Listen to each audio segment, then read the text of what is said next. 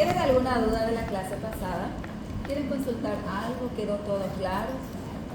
Recuérdense que es solamente una introducción aún. No estamos hablando todavía de las particularidades de cada microorganismo. Estamos hablando de las generalidades.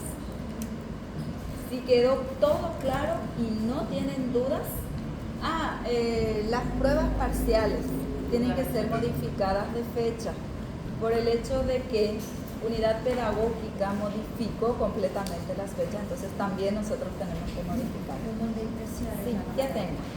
Por eso ya informaste a las áreas. Entonces ya saben. Bueno, ¿dónde nos habíamos quedado la semana pasada?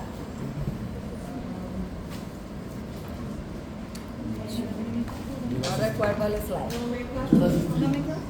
En nomenclatura, nos quedamos en ese gráfico, ¿verdad? Morfología bacteriana. Aquí. Bueno, cuando decimos o cuando hablamos de morfología, tenemos que hablar de forma, tenemos que hablar de tamaño y tenemos que hablar de la composición estructural de las bacterias. Ya habíamos visto la clase pasada que las bacterias son células procariotas, por lo tanto no tienen núcleo, pero sí tienen citoplasma. Si tienen citoplasma, entonces van a tener una membrana citoplasmática o una membrana celular. Tienen ribosomas porque sintetizan proteínas. Tienen ribosoma 70S, formado por la subunidad mayor 50S y subunidad menor 30S. Además de eso, algunas especies tienen plásmido. Los plásmidos son genes de resistencia a antibióticos o genes de virulencia. Estos genes están compuestos principalmente por ADN, que se encuentra en el cromosoma, en el cromatín. Otra cosa, las células gram positivas y gram negativas tienen pequeñas diferencias que ustedes tienen que fijar bien, porque esas pequeñas diferencias modifican la virulencia y modifica también la toxina presente en el gram positivo o en el gram negativo. Aquí tenemos los elementos estructurales de las células bacterianas y vemos que tienen elementos que son variables, lo que significa que hay en algunas especies y en otras no. Y tenemos los elementos que son constantes, eso significa que se encuentra en todos los géneros y en todas las especies. Estos elementos variables normalmente hacen que el microorganismo sea más virulento. Si es que pierde esos elementos, el microorganismo no muere, pero sí pierde propiedades de virulencia. Entonces, deja de ser menos agresivo. Aquí tenemos una estructura que es variable, que es el glicocálix. El glicocálix se encuentra por fuera de la célula, rodea la estructura celular. Está formado por lipoproteínas específicamente, o polisacáridos específicamente.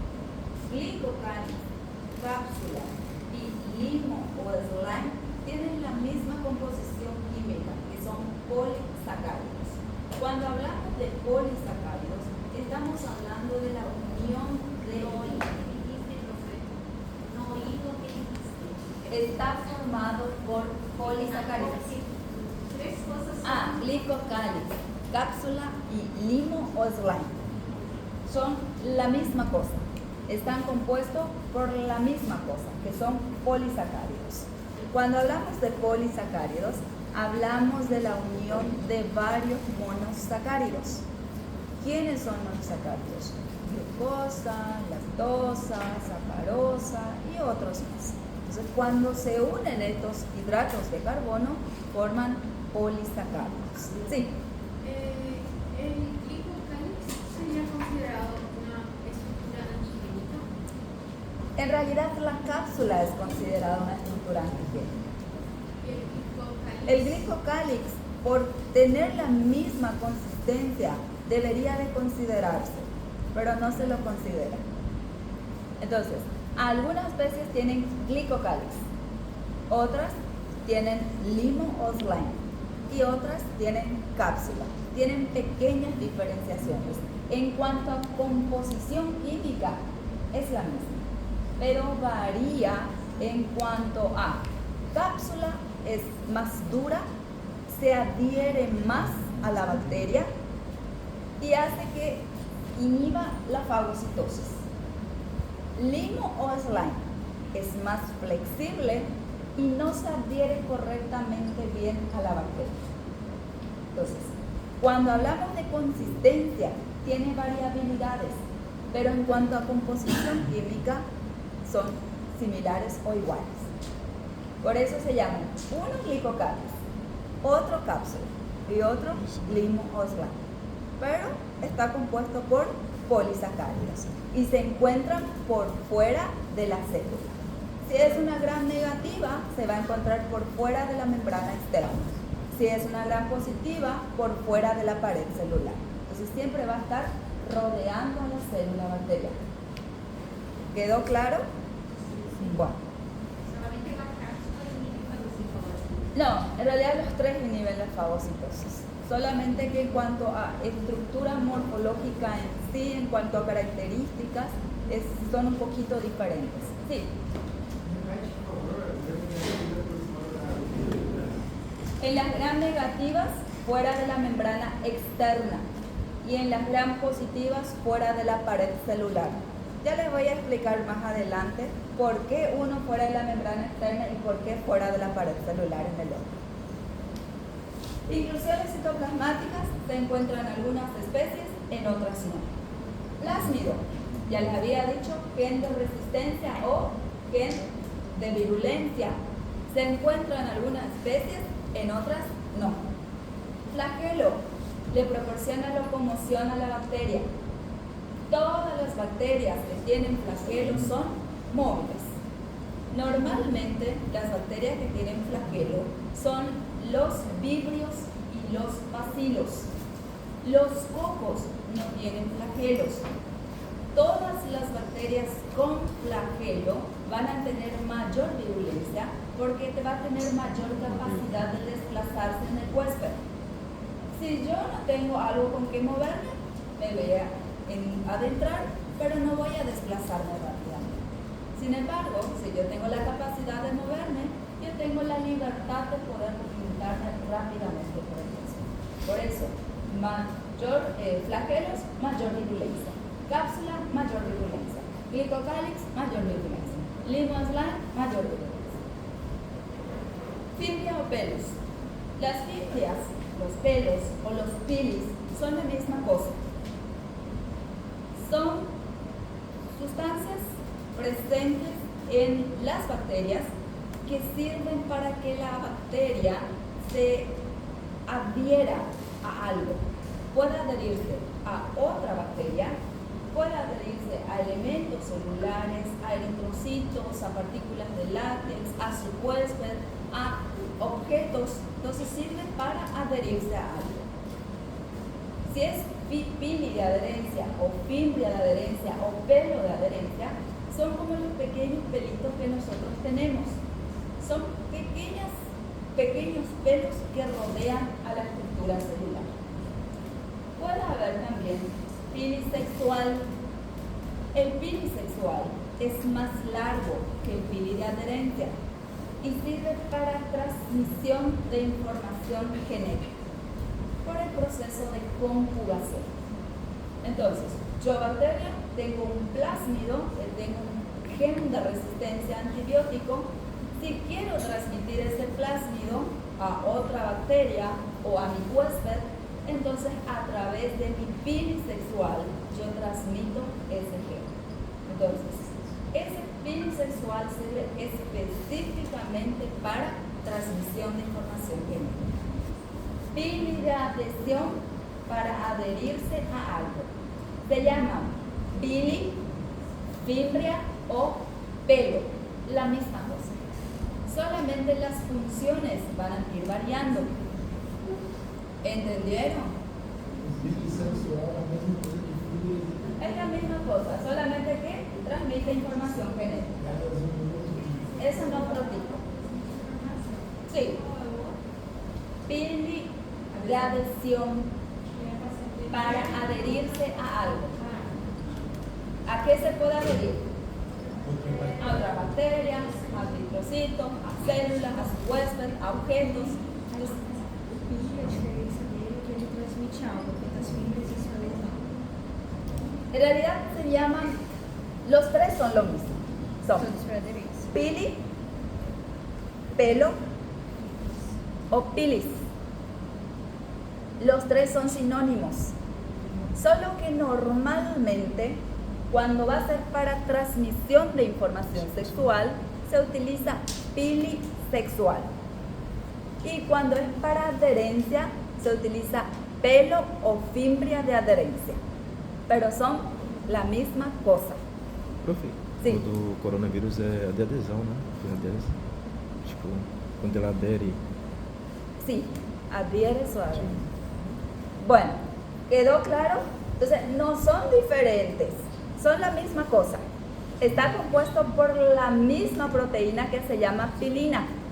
Solamente recibe diversa nomenclatura de acuerdo a la función que ellos van a cumplir. Pero si ponen pili de adherencia, pelo de adherencia o fimbria de adherencia, es lo mismo. Si ponen pilisexual o fimbria sexual o pelo sexual, va a ser lo mismo.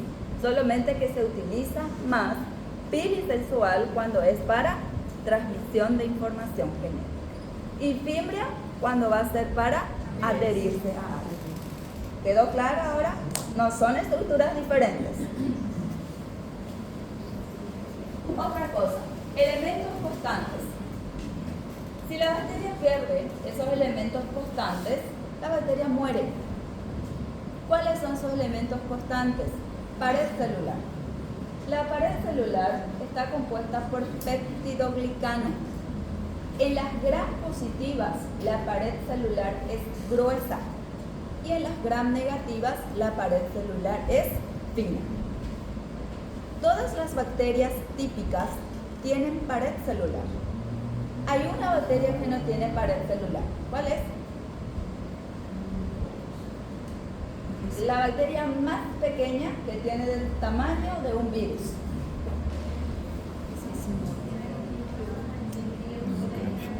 Micoplasma. Micoplasma no tiene pared celular, por eso es considerado bacteria atípica. Entonces, las bacterias típicas normalmente tienen pared celular. Esa pared celular es rígida y esa pared celular es la que le proporciona forma a las bacterias. Gracias a esa pared celular podemos decir, esta bacteria es un coco, esta bacteria es un bacilo, esta bacteria es un vibrio o esta bacteria es una espiroqueta. Entonces, pared celular gruesa, gram positivas. Pared celular fina, gram negativas. Composición, peptidoglicanos. Y después ya les voy a explicar que el peptidoglicano está formado por unos componentes químicos. Membrana citoplasmática. Tanto bacterias gram positivas como bacterias gram negativas tienen membrana citoplasmática. Si pierden su membrana citoplasmática, mueren. Precisamente, pared celular y membrana citoplasmática son lugar de acción de los antibióticos.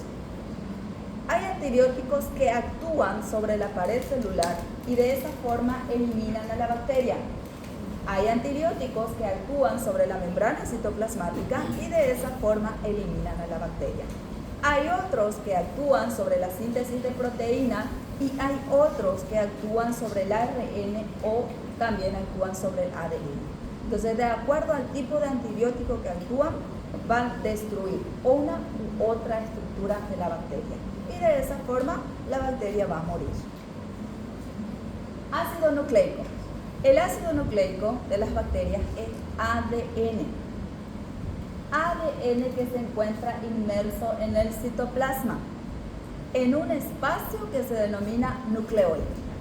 No está en el núcleo como en los eucariotas, pero está en una localización del citoplasma y esa localización se denomina nucleoide. Ribosomas, que ya les había dicho, ellos sintetizan proteínas y tiene un ribosoma 70S formado por una subunidad mayor 50S y subunidad menor 30S. Pierden esas estructuras y la célula muere. ¿Dudas hasta aquí? Sí. Micoplasma. Micoplasma. Essa é a Scania, qual é o 80 isso. Qualquer dos 50. elementos constantes de bactéria de amor. Cualquier uno. Sí, cualquier uno. Y esos lugares son los sitios de acción de los antibióticos. Solo uno destruye la bacteria. Sí. Mico. Sí.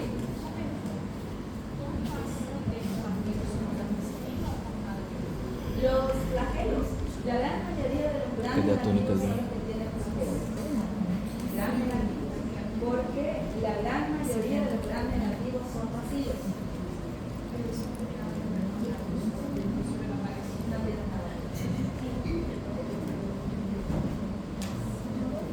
Bueno, ¿alguna duda adicional para continuar? Tamaño, ya les había comentado, miden entre 1 y 1.5 micrómetros de diámetro. Tenemos los micoplasmas, que son los de menor tamaño y miden entre 0.1 a 0.5 micrómetros de diámetro. Y tenemos la Vegeatoa gigantea, que normalmente mide entre 26 a 30 micrómetros de diámetro aproximadamente. Aquí tenemos los tamaños aproximados, solo para que ustedes conozcan, porque no les voy a pedir tamaño de cada bacteria, pero sí para que conozcan. Sí. Ahora sí entendí bien, entonces los micoplasmas son un grupo también de bacterias. Son un grupo de bacterias, sí, son un grupo de bacterias, pero son considerados bacterias atípicas. Primero, porque no tienen esa pared celular. Segundo, porque son muy pequeños y su tamaño parecen ser más virus que bacterias. Entonces, por eso son atípicas.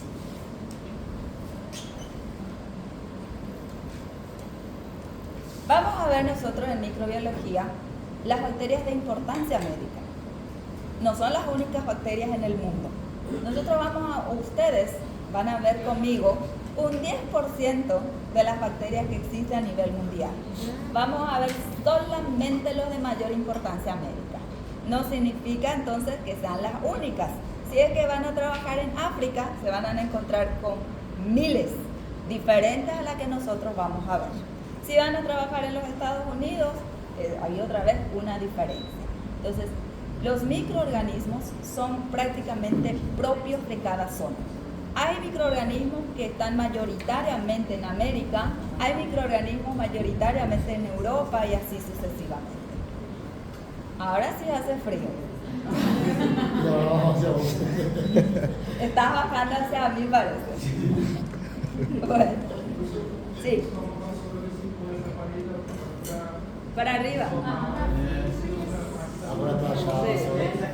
Tava batendo você, já tava congelando. Já. Parece que quieren terminar la clase antes y me quieren congelar en el proceso. Bueno. Cada país tem bactéria, né? ¿Qué? Cada país tem mais Más de acordo com a população. Certo? Sí, bueno. Ai, Bueno. obrigada. Não por muito tempo. Si la idea de ustedes es congelarme, yo puedo Oi. Bacterias de importancia médica que vamos a ver. Las bacterias de importancia médica que vamos a ver son las bacterias que tienen pared celular rígida de peptidoglicano. Entre ellos vamos a ver las bacterias gram positivas y las bacterias gram negativas. Entre las bacterias gram positivas tenemos los cocos gram positivos y los bacilos gram positivos. Y entre los gram negativos también hay cocos gram negativos y bacilos gram negativos. Los cocos gram positivos de importancia médica que vamos a ver son los estafilococos, streptococos y enterococos. Estoy hablando solamente de géneros. Cada uno de ellos tiene mínimamente 20 especies y cada uno de ellos tiene diversas patologías. Estáfilo, estrepto y entero. Y le agregan la palabra cocos. Bacilos gram positivos, que vamos a ver, son los formadores de esporas, Clostridium y Bacillus. Cocos gram negativos, Neisseria meningitidis Neisseria gonorrheae, Eikenella morganella y Veillonella. Bacilos gram negativos. Tenemos los bacilos que producen enfermedades gastrointestinales y por eso se llaman bacilos entéricos. Sí. Y tenemos también los bacilos que no producen enfermedades gastrointestinales. Mas tem que deixar primeiro no Tem que deixar primeiro ele terminar. Ele vai e solta. Não, vai parar e você solta. Deixa ele descer, aí você vira ele ao contrário, pra cima. Ó, tenta empurrar ele assim, ó. Assim. Bem pra cima, o máximo possível. Isso. Sim. Aí é pra baixo. Vai. Por baixo, licença. Pra cá. Não, ele não vai ficar pra cima. Isso. Aí ela. Tem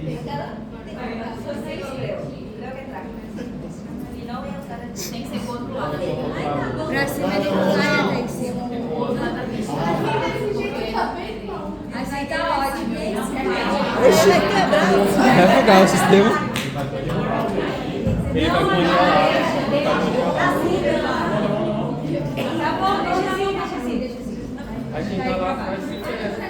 Mas aí ele vai bater na parede e vai pra lá. Abre ele bem pra cima. Porque lá em cima. Deixa esse cara passar aí, deixa esse cara passar aí. Pode deixar aqui, você. Pode, deixa aí na Mas nem eu dizer pra mulher que pegar a vassoura dela. Deixa ele dando deixa aí, depois a gente demora.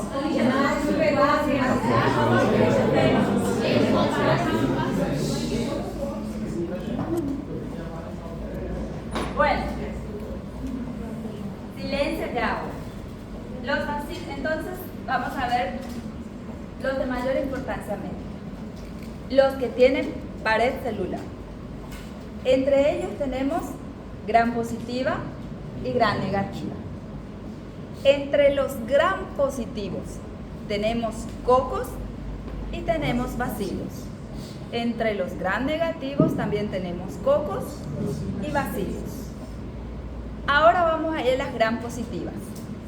Cocos gram positivos. Estafilococos, streptococos y enterococos. Bacilos gram positivos. Clostridium y Bacillus.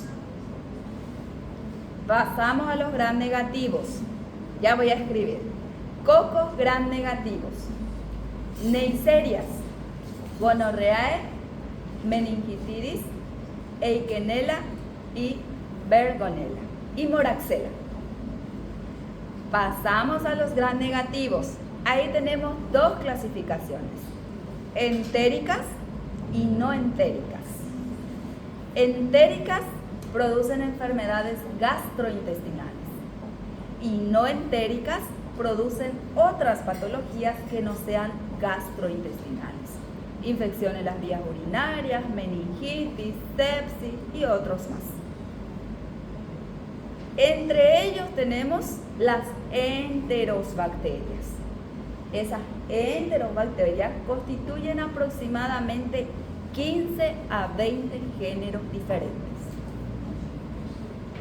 Entonces, ¿cuántos géneros vamos a estudiar aproximadamente? 15 a 20.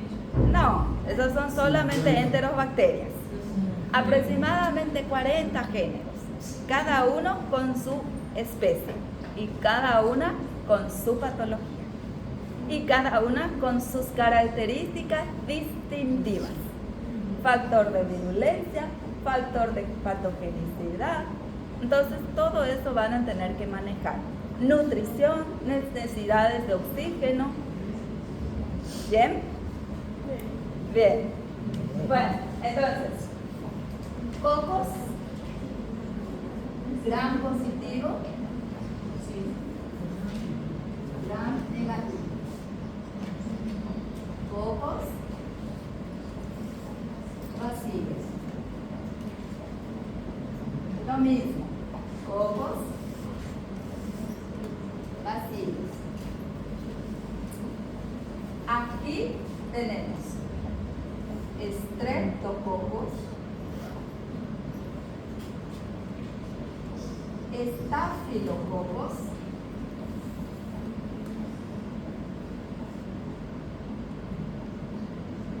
y enterococos. Bacilos, Clostridium y Bacillus. Aquí tenemos gram positivas. Aquí tenemos Neisseria, Gonorrheae y meningitis.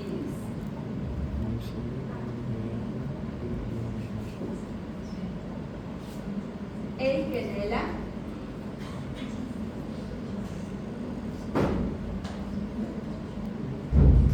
Vergonella,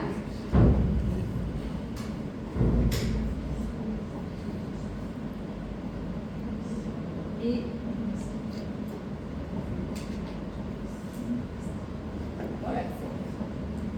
bacilos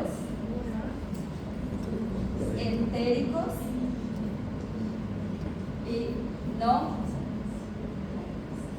entéricos. Aquí la cantidad de géneros es mucho mayor y ahí vamos a ir viendo paso a paso en las últimas clases. Los gram negativos y los bacilos gram negativos son los grupos más numerosos. Por eso se clasifican en entéricos y no entéricos. Entéricos, enfermedades gastrointestinales. No entéricos, patologías que no sean gastrointestinales. Entre ellas, la más común, infección en las vías urinarias. ¿Quedó claro hasta ahí? Sí.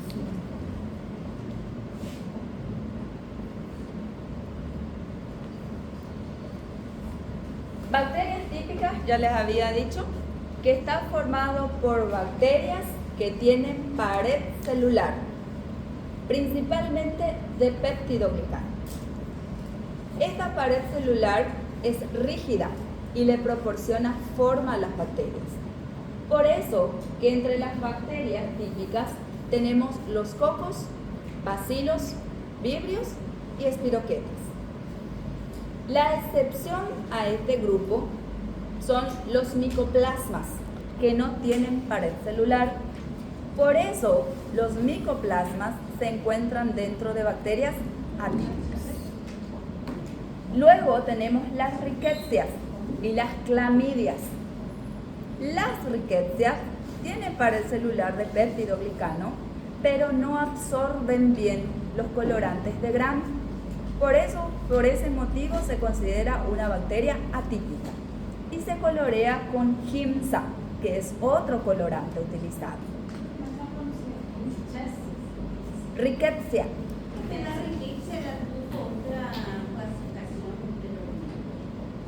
Desde que yo me gradué, siempre le llamamos rickettsia. Clamidia, rickettsia y el otro, micoplasma. Clamidia tiene pared celular, pero su pared celular no es de peptidoglicano. Entonces, micoplasma no tiene pared celular. Rickettsia tiene pared celular de peptidoglicano, pero no absorbe la coloración de Gram. Clamidia, su pared no es de peptidoglicano. Por ese motivo son consideradas bacterias atípicas. Todas las bacterias típicas entonces son las que tienen pared de peptidoglicano y absorben la coloración de Gram. ¿Quedó claro hasta aquí? Sí. Es la misma. Acá solamente especifica que casi todas las bacterias, con excepción de los micoplasmas, poseen pared celular. Entonces, es la misma que es de aquí. Sí. No absorbe. No absorbe. Coloração. Sí.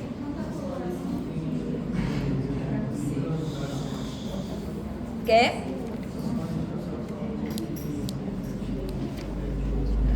Peptidoglicano. Sí, ellas son estructuras. Silencio. El peptidoglicano es una estructura que está compuesta por unas barras que se llaman mureína. Esa mureína está formada por componentes químicos llamados N-acetilmurámico, N-acetilglucosamina, que se une a aminoácidos específicos como la L-alanina, D-glutamato y D-alanina. Entonces, esa estructura hace que sea bastante fuerte. Además de esta barra, hay entrecruzamientos por enlaces peptídicos y forman como si fueran unas, ¿cómo les diría? Una red, una hedge, por encima de lo que es el citoplasma, la membrana citoplasmática. Entonces hace que se refuerce esa membrana citoplasmática y hace que sea rígida. Ya les voy a explicar, vamos a llegar ya en ese punto. Sí.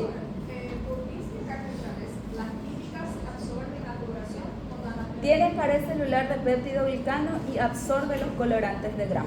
Y las atípicas o no tienen pared celular o no absorbe la coloración de Gram o su pared celular es de una constitución diferente al peptidoglicano. Sí. Gonorreae. Es una especie de Neisseria. Es una especie.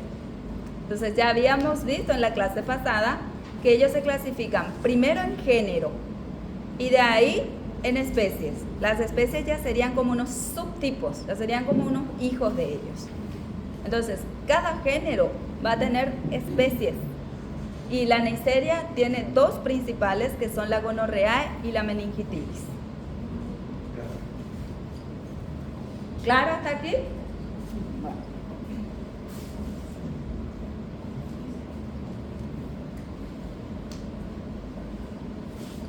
Les había comentado también la clase pasada que nosotros estamos rodeados por bacterias y dentro nuestro se encuentran bacterias. Las bacterias que forman parte de nuestra flora son como unos inquilinos nuestros. Están ahí para protegernos, pero están en inquilinato. Hay otras bacterias que se encuentran en nuestro intestino, por ejemplo, que se encargan de degradar nutrientes. Nosotros consumimos algo y ellos se encargan de degradar para nuestras funciones metabólicas. Por eso que hay una relación intestino-cerebro, porque bacterias intestinales se encargan de producir vitamina K. La vitamina K interfiere en la formación del complejo B y el complejo B interviene en la formación de neurotransmisores.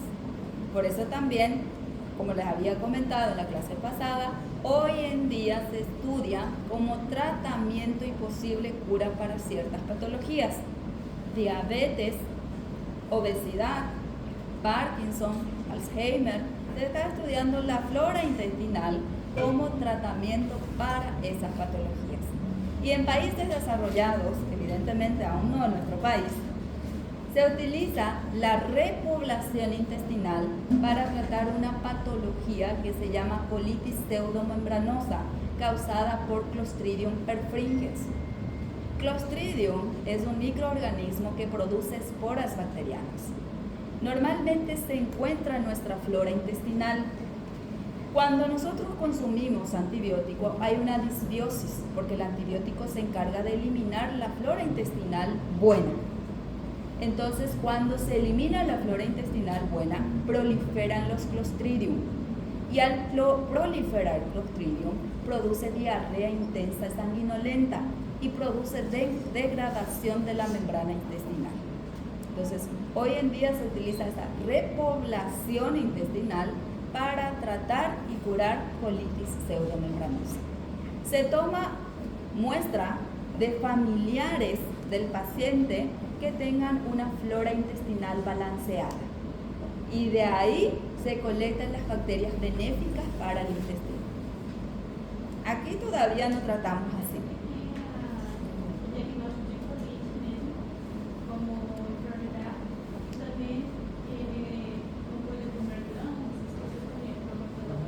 Por cuenta de la pared, exactamente. ¿Por qué? Porque la colitis pseudomembranosa va degradando la mucosa intestinal.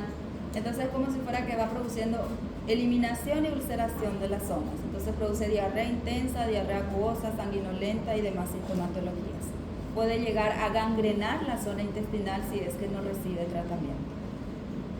Y muchas veces, o mejor dicho, se trata con otro antibiótico que es el metronidazol. Y muchas veces el tratar ese antibiótico durante el tratamiento es efectivo, pero luego deja ese tratamiento y vuelve otra vez las mismas sintomatologías. Primero se tiene que repoblar la zona intestinal, colocar ahí las bacterias buenas y benéficas para que de esa forma el Clostridium ya no tenga acción directa sobre las microvellosidades. Sí.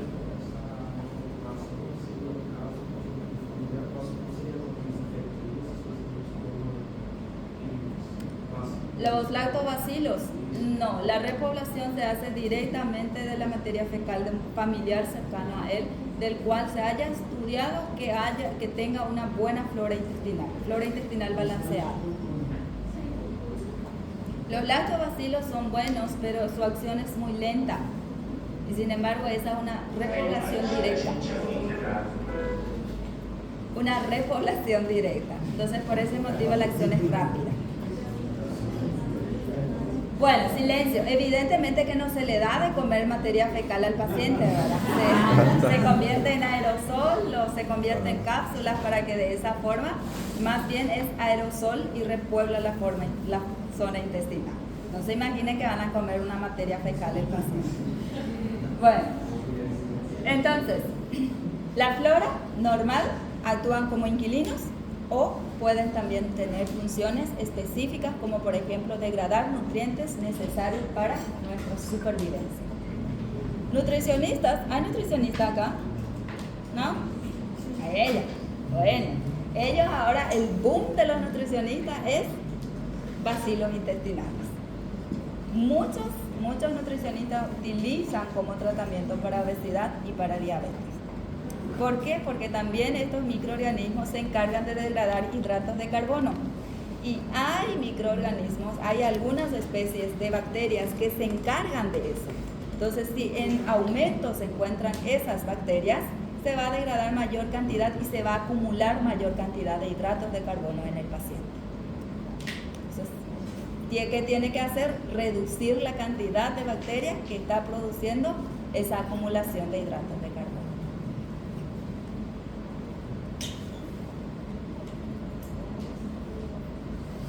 Formas: cocos, bacilos, vibrios, espiroquetas. Cocos, si están solos, se denominan solamente cocos. Si están entre dos, se denominan diplococos. Si están entre cuatro, tetrada. Si están agrupadas en forma de racimos de uvas, estáfilos. Si están alineados en forma de collar de perlas, estratos. Bacilos tiene la misma denominación dependiendo de si está solo, en dupla, en forma agrupada, alineadas. Los vibrios normalmente están solos y las espiroquetas normalmente también están solos. La espiroqueta de importancia médica que nosotros vamos a estudiar es el treponema pálido, que es causante de una enfermedad de transmisión sexual que se llama sífilis. El vibrio más conocido es el vibrio cholerae, que causa cólera. Aquí tienen la forma y organización. Los estáfilos y estretos son los que ustedes tienen que fijar bien, porque estos son los de mayor importancia médica. Y a veces el nombre estáfilo tiende a confundirle a ustedes y piensa que el estáfilo es el que es recto. El estáfilo proviene su nombre de racimo y por eso se llama estafilococo, racimo de uva. Estrepto están alineados como si fueran collar de perlas. Aquí, los diplococos encapsulados. Tenemos un diplococo encapsulado que es Streptococcus pneumoniae, causante de neumonía y puede llegar a causar también meningitis. Estas bacterias son de mucha importancia médica porque en ciertas épocas del año hay epidemia de ellas, principalmente en los meses de frío. y son bacterias encapsuladas, lo que significa que inhiben la fagocitosis, son altamente resistentes y son altamente virulentos. ¿Por qué? Porque tienen una cápsula protectora. Hoy en día, las vacunas que utilizamos contra este microorganismo están hechos de la cápsula bacteriana, porque de esa forma, cuando nosotros nos vacunamos, nuestros anticuerpos reconocen la entrada del microorganismo y por lo tanto van a tener la capacidad de fagocitarlo y vamos a sufrir el proceso infeccioso, pero no la enfermedad. O si sufrimos la enfermedad, va a ser de forma leve. Persona que no se haya vacunado contra el Streptococcus pneumoniae asegura la forma grave de la enfermedad y puede llegar a la muerte como consecuencia de ello. ¿Por qué? Porque sus anticuerpos no van a reconocer la presencia de la bacteria porque tiene cápsula y no va a tener la capacidad de degradarlo, lo que significa que va a tener alto poder de destrucción. ¿Sí? Todos los Streptococcus pneumoniae son consideradas bacterias resistentes por el hecho de que tienen cápsula y los anticuerpos del huésped no lo reconocen a menos que esté vacunado contra ese microorganismo.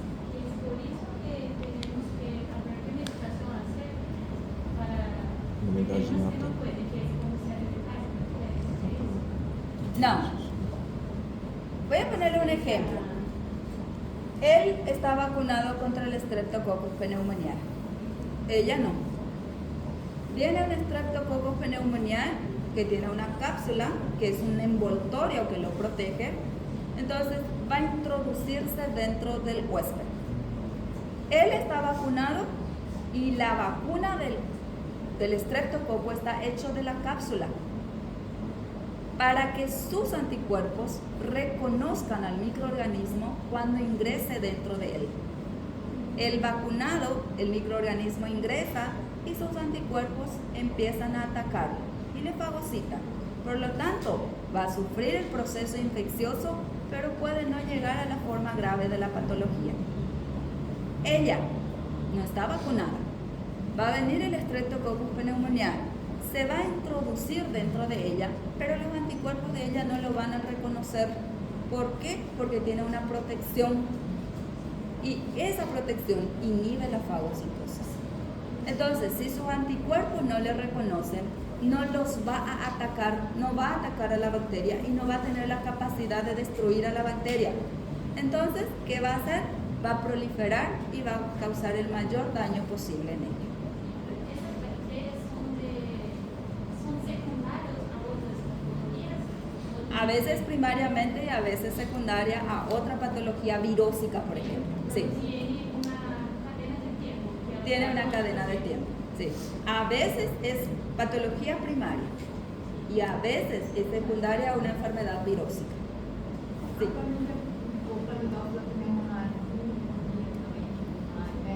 A diferença da Streptococcus pneumoniae é só a cápsula? Só a cápsula. Só a Mas cápsula. uma é derivada da outra ou não? No, no son derivadas, son diferentes. Sí, son totalmente diferentes.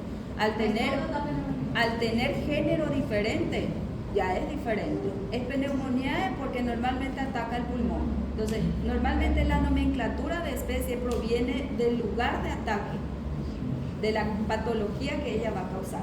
Por eso es pneumoniae. Por ejemplo, Neisseria meningitidis es meningitis porque causa meningitis. ¿Sí? Mas as duas falam a mesma coisa. Las dos causan pneumonía, pero tienen características diferentes. Entonces, sistema inmune adaptativo en ningún momento. Ni celular ni adaptativa no lo reconoce. Por eso que todas las bacterias con cápsula son altamente resistentes. Tenemos la KPC, que es una bacteria con cápsula y se considera una de las bacterias más resistentes en los centros hospitalarios. Entonces, esa cápsula evita que ella pueda ser destruida por los fagocitos. Y si no es destruida por los fagocitos, ¿qué va a hacer? Proliferar. Y al proliferar va a causar el mayor daño posible en su huésped. La única alternativa que tiene es vacuna o medicamento. Hay medicamentos, pero sí o sí tu paciente va a llegar a la forma grave de la enfermedad. Para ele, la resistência La resistencia a medicamentos es otra cosa. Esa ya es otra cosa. Até o A medicamento minha é celular. queria um pouco pequenininha, pela tuberculose, por que se trata por tanto tempo? Para la bacteria. Bueno, la tuberculosis es aerobia, estricta. Ella vive en condiciones aerobias, causa patología netamente pulmonar. Cuando ella se introduce, llega a los alveolos pulmonares y causa una especie que se llama granuloma, que es una especie de bolsa. Vienen los macrófagos para atacarla a ella, pero no consiguen destruirla.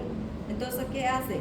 Los macrófagos llaman a las células T y las células T engloban a la tuberculosis. Una vez que se englobe esa tuberculosis, puede ser que quede ahí o puede ser que ella continúe aumentando en número y explote el granuloma. Si explota el granuloma, empieza a invadir todo el pulmón y a partir del pulmón por vías linfáticas y sanguíneas va a ir a órganos y sistemas. Puede causar patología renal, puede causar meningitis, puede causar patologías hepáticas. Pero ¿por qué el antibiótico tanto tiempo toma? Yo tengo entendido que toma por 6 meses mínimo. Sí, 6 meses a 12 meses, Sí. dependiendo del tipo. ¿Pero por qué no- Porque no ella excelente? ataca de forma más brusca al sistema inmune. Es mucho más agresivo que los otros microorganismos. Anticorpos. Ellos tienen peptidoglicano, tienen ácido arábino-galactano y tienen ácido micólico. Entonces, para destruir a la bacteria, tienen que romper ácido micólico, arábino-galactano y pared celular de peptidoglicano. Es mucho más resistente. Enfim, os anticorpos eles vão isolar para combater o sistema, né? Ellas tienen que Ahí- combatir, ellas ahí tienen que isola para destruir. tentar combater. En Se el não caso de conseguir, tuberculosis, aí- ellos aíslan y engloban a la bacteria. Sim. Aí se não consegue, se Y ahí espalha. si no consigue, ellos se Por isso que esparcen. tem que aumentar a imunidade para se controlar. Cada microorganismo tiene su mecanismo de acción. Por eso que algunos microorganismos se van a tratar por 6 meses, 1 año, otros 7 días, 10 días. Entonces, cada uno tiene su característica particular que hace que se necesite tratarlo por mucho más tiempo o menos tiempo. Entonces, cuanto más virulento sea el microorganismo, mayor cantidad de tiempo va a necesitar tratarse. ¿De qué depende eso? De factores que se encuentran o dentro de ella o alrededor de ella que lo protegen. Sí. ¿Por qué cuando la bacteria está activa, el cuerpo no reconoce su cápsula, pero en la vacuna que tiene su cápsula nomás sí reconoce? La cápsula tiene factor antigénico que se llama antígeno capsular K. Entonces, cuando la vacuna se fabrica a partir de esa cápsula, se introduce esa cápsula y ese factor antigénico dentro del huésped. Pero de por sí solo los anticuerpos no tienen la capacidad de reconocer. Sí. Le envía una señal al anticuerpo para que lo reconozca. Y después, sí, cuando es vivo, cuando es una bacteria viva, el cuerpo va a reconocer porque Si está vacunado, estaba sí. vacunado. Porque le envía una señal a los anticuerpos de que está ingresando un microorganismo que tiene este factor antigénico. Pero si no, no. Sí. Hay una demostración de la manera como va a ser ¿Qué? la manera como va a ser No, son microorganismos totalmente diferentes. ali na assassina, ela tem aquela sombra, o que é essa sombra? Es la sombra del panel. La sombra del panel. No, profe, ella que está diciendo por la sarcina que tiene aparte Porque de está atrás. en forma tridimensional, es como un cuadrado. La sarcina es un cuadrado y está en forma tridimensional. Es un cuadro. Sí. Es un cubo. Es un cubo. Sí. Es un cubo y está en forma tridimensional nada más. Sí. Combativo. Que eu não chateado.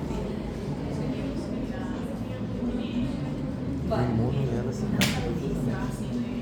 Infecciones hospitalarias. Ese es un caso aparte. ¿Por qué? Porque normalmente los microorganismos que están en los hospitales son bacterias con limo o slime, bacterias con cápsula, bacterias con flagelo y bacterias que tienen múltiples resistencias. ¿Cómo se producen estas resistencias? Hoy en día ya existe la resistencia por proximidad Ya no necesita una persona consumir antibióticos de forma errada o ser un consumidor nato de antibióticos. Anteriormente, la única forma de resistencia era la presencia de plásmido. Ocurrían mutaciones en el plásmido, entonces ocurrían lo que se llama resistencia. Hoy en día se encuentra lo que se llama presencia de biofilm, biopelícula, cápsula, presencia de poros de entrada y poros de salida. El antibiótico ingresa, pero vuelve a salir, no causa daño. Así como ingresó, entró. Presencia de antimetabolitos. Cuando llega un aminoglucósido, cuando llega un beta-lactamasa, la bacteria tiene la capacidad de destruir anillos presentes en el antibiótico. Y al destruir esos anillos presentes en los antibióticos, entonces el antibiótico ya no sirve, ya pierde su funcionalidad.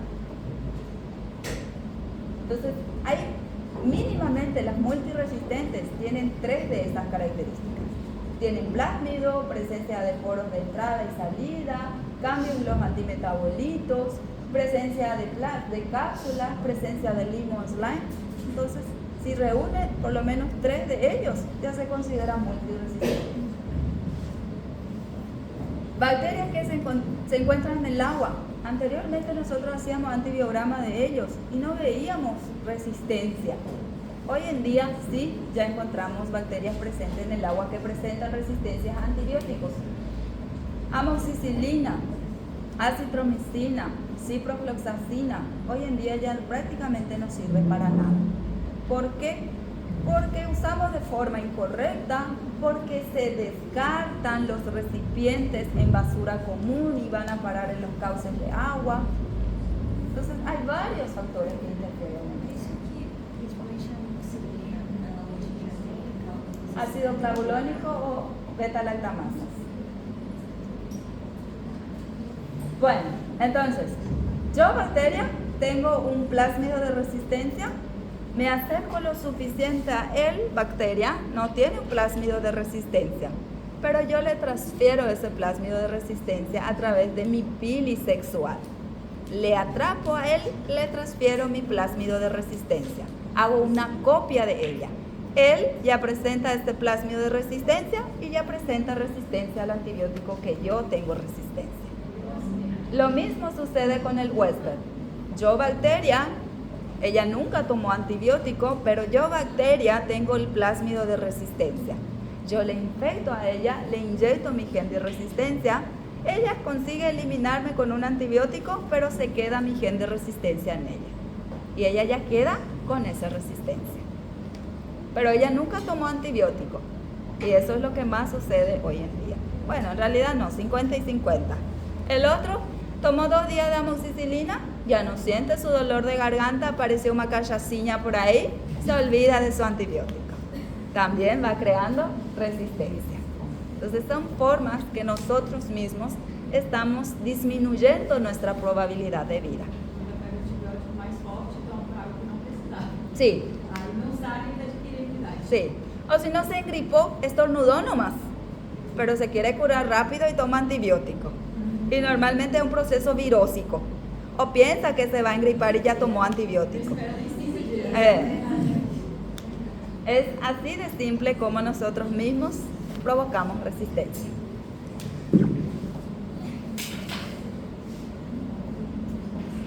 Aquí tenemos cocos gram negativos arriba, diplococos, y tenemos abajo los estafilococos, que son los cocos gram positivos. Así es como se ven microscópicamente después de colorear con la tinción de Gram. Sí.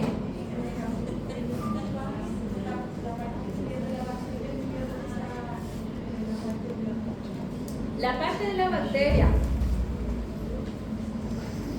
Estos son los estafilococos. Y estos de arriba que no alcanzo son los diplococos que están en rosa o rojo.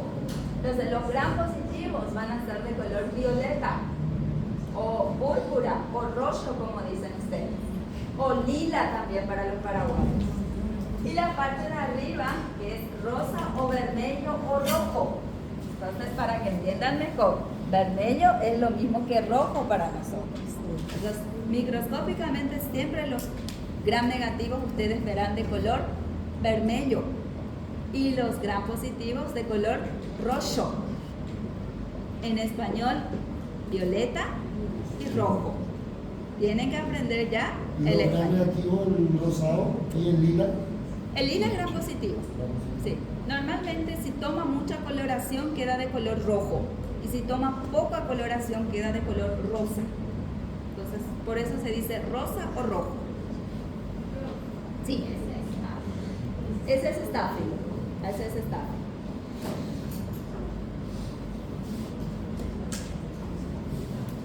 Bueno, los bacilos que ya les había dicho normalmente son alargaditos, tienen forma de bastones, pueden estar solos, pueden ser filamentosos, pueden estar en duplas, pueden estar alineados o en cadena y se llaman estreptobacilos, en forma de letras chinas y se llaman empalizadas.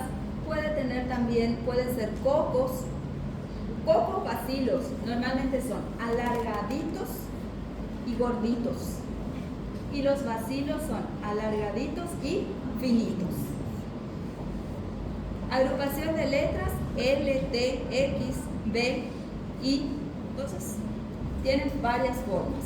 Y hay otras que no tienen una forma bien definida y se denominan pleomórficas. Entonces, toda vez que ustedes vean algo alargadito y flaquito, son bacilos. Si ven alargadito y gordito, cocobacilos. Normalmente no son muy largos. Comparando bacilo, cocobacilo. Son más cortos que los bacilos, pero son más gordos. Bacilos, pueden haber bacilos gram positivos, como así también pueden haber bacilos gram negativos. Vibrios tienen forma de coma y normalmente tienen flaquelo, porque los vibrios normalmente tienen movilidad. Espirilos, tenemos los regulares, que son los treponemas que nosotros vamos a ver. Tenemos también los irregulares, que son las borelias, y tenemos las finas, que son la leptospira, que causa leptospirosis. La que nosotros vamos a ver conmigo es la treponema, y la que ustedes van a ver son la borelia y la leptospira. Sí. ¿Alguien quiere consultar algo? Sí. Las bacterias. En realidad, aparecieron enfermedades y empezaron a investigarse qué causa esta enfermedad. Y entonces ahí se fueron viendo qué bacterias causaban esa enfermedad.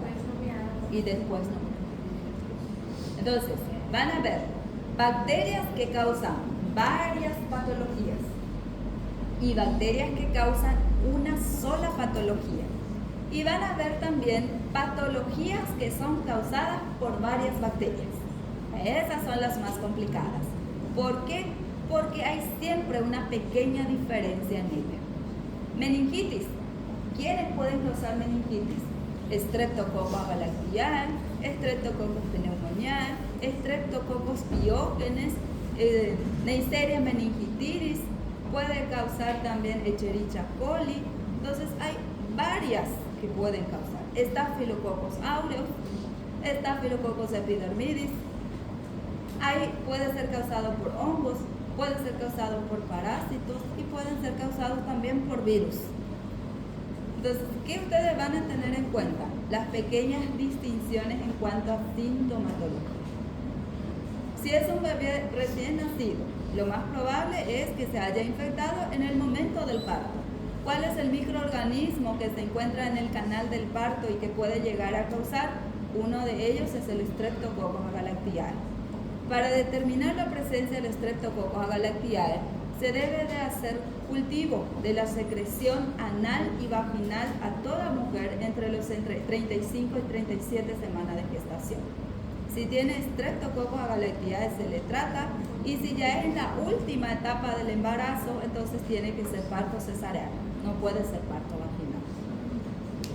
Pequeñas diferencias va a hacer que ustedes digan, puede ser esta bacteria y le voy a tratar con tal microorganismo. Además, Ustedes siempre, para poder determinar la presencia de meningitis, van a solicitar punción del líquido cefalorraquídeo.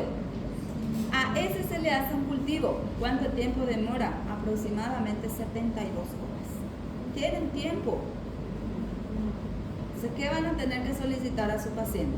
Reacción en cadena de polimerasa. ¿Cuánto tiempo demora? 2 horas. ¿El paciente tiene dinero? ¿Puede pagar? A veces eso juega en contra del profesional médico. Tiene los instrumentos, pero el paciente no tiene cómo pagar. Y el centro asistencial donde trabaja no posee.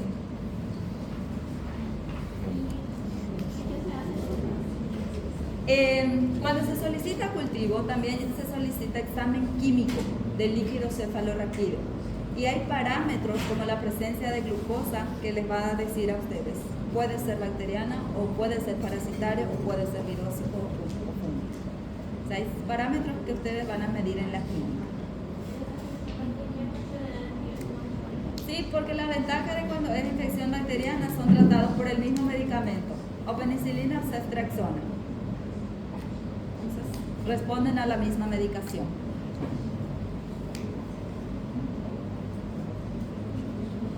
Estructura bacteriana. Ahí tenemos todas las estructuras.